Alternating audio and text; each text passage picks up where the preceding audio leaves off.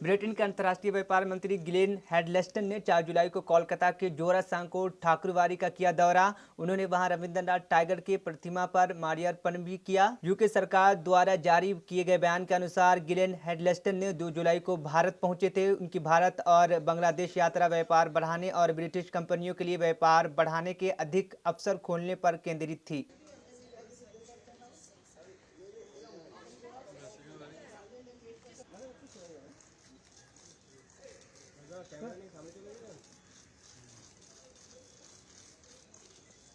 Sir, this way, sir.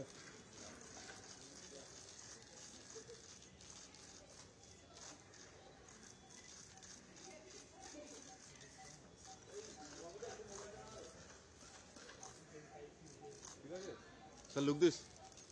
Sir, look this side.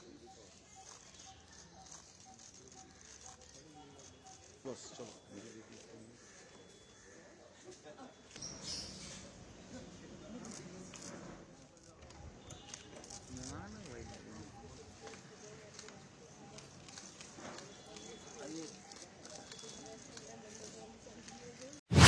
Uttar Pradesh के झांसी स्थित सिपरी बाजार में सोमवार को भीषण आग लगी। इस आग में खबर लिखे जाने तक एक लड़की समेत 4 लोगों की मौत हो गई थी। ये आग सिपरी बाजार के रामा बुक डिपो चौराहे के पास बने वीआर ट्रेडर्स में लगी थी। आग लगने के बाद तेजी से फैलती गई और आसपास के शॉप में भी आग लग गई, जिसके बाद इसकी सूचना पुलिस और दमकल विभाग को दी गई। आग लगने के कुछ देर बाद ही वहां दमकल की गाड़ियां पहुंच गई और उसे बुझाने का काम शुरू कर दिया। जिला अधिकारी रविंद्र कुमार ने बताया कि ये दुखद घटना है। आग लगने के कारणों की जांच करने के लिए जांच अधिकारी को निर्देश दिए गए हैं। एसएसपी राजेश एस ने कहा कि सिपरी बाजार में जो आग लगी थी उस पर फायर ब्रिगेड, पुलिस, स्थानीय लोगों के द्वारा मिलकर नियंत्रण पा लिया गया है।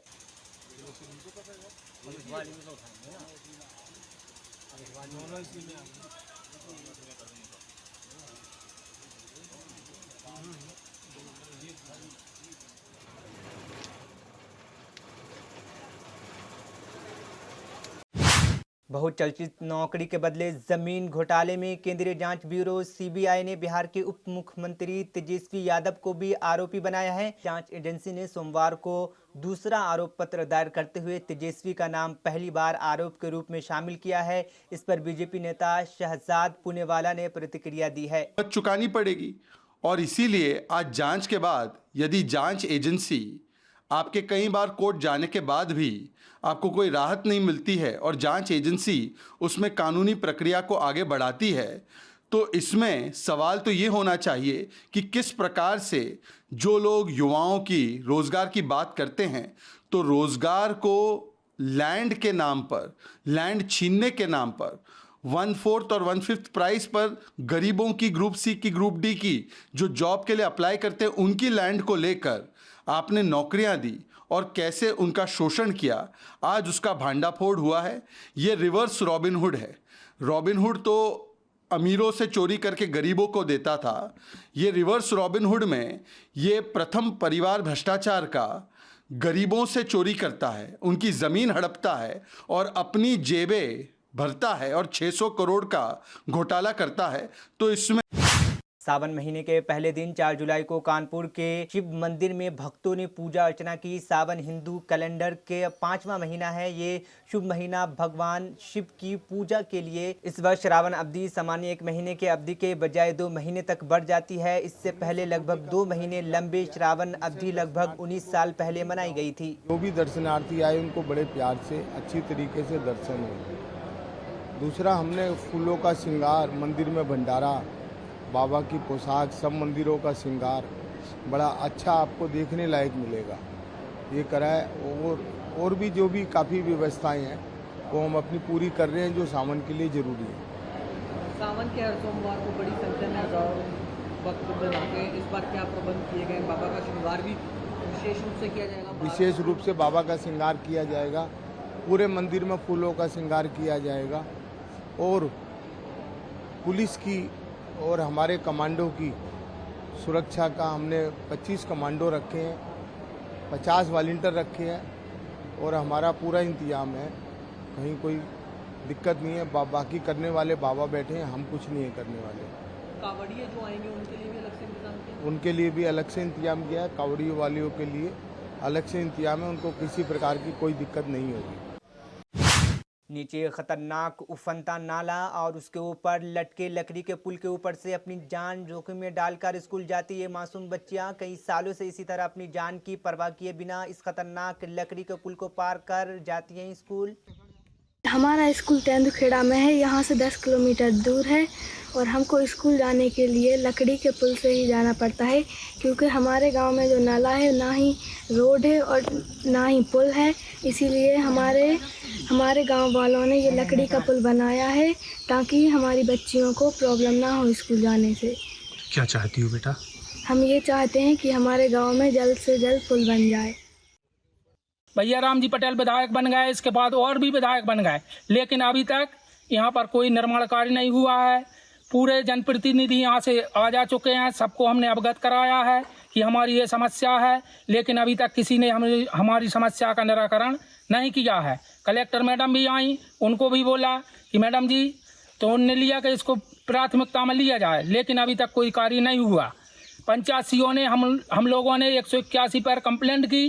पंचायतीओं ने ज़बरदस्ती हम लोगों से कंप्लेंट हटवाई कि भैया हम आपको 15 दिन में निर्माण कार्य शुरू कर देंगे, लेकिन अब उनको फोन लगाते हैं, उनसे बात करते हैं तो वो बोलते हैं कि भैया अभी भोपाल से पास होके नहीं आई, हम क्या करें। जब हमने 181 पे उनको कंप्लेंट की थी तो उनने ज़बरदस्ती क्यों हटवाई हम लोगों से।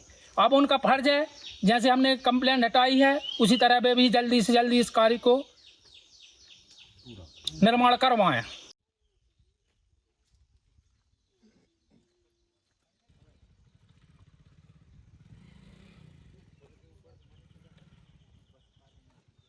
ग्राम पंचायत बंधी में जो टपरियन मोहल्ला है उसके संबंध में मामला संज्ञान में आया है।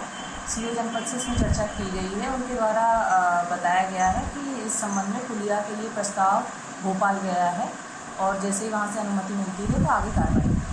ग्रामीणों का कहना है मैम लंबे समय से मांग की जा रही है और हर वर्ष इसी तरीके से लोग आह्वान करके जान जोखिम में डाल के बच्चे बुजुर्ग एवं महिलाएं उसको लकड़ी की ब्रिज से निकल रहे हैं।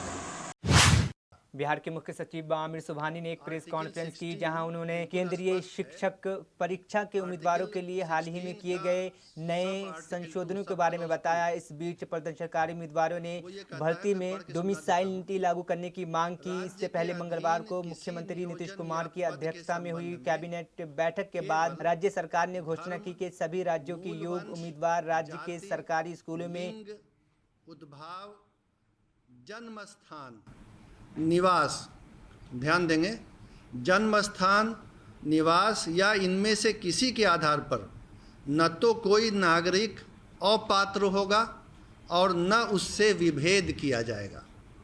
तो भारत के संविधान का अनुच्छेद 16 ये कहता है कि जन्म स्थान और निवास के आधार पर आप किसी उम्मीदवार को अपात्र नहीं कर सकते हैं। ये नहीं कह सकते हैं कि किसी राज्य से बाहर अगर किसी का जन्म स्थान या निवास है तो वो इस चयन प्रक्रिया में पात्र होने के लिए अपात्र है, अयोग्य है। ये नहीं किया जा सकता है। अगर ऐसी कोई प्रक्रिया चलेगी तो वो गैर कानूनी भी होगी और असंवैधानिक भी होगी। इसलिए ये संविधान के अंतर्गत कानूनी बाध्यता है कि निवास के आधार पर किसी को अयोग्य न किया जाए। पूरे देश के लोग इस परीक्षा में शामिल होने के लिए पात्र हों। चयन तो मेरिट के आधार पर होना है। अब ये हम देखेंगे कि इसके पहले क्या होता रहा है। बिहार लोक सेवा आयोग के स्तर पर पहले भी 3 बार परीक्षाएं ली गई हैं शिक्षक की नियुक्ति के लिए। वर्ष 1994 में, फिर वर्ष 1999 में और वर्ष 2000 में बिहार लोक सेवा आयोग ने इसी पद के लिए, शिक्षक के लिए परीक्षा ली थी। और तब भी यही नियम था उस परीक्षाओं में भी कि देश के किसी भी भाग का नागरिक परीक्षा में भाग ले सकता है और चयनित हो सकता है। और इसके आलोक में ही पहले चयन हुआ है। ये जो नियमावली थी जिसके आधार पर 1994, 1999 और सन 2000 में परीक्षाएं हुई, ये नियमावली उसके पूर्व 1991 में ही बनी थी। उसमें स्थानीय निवासी का प्रावधान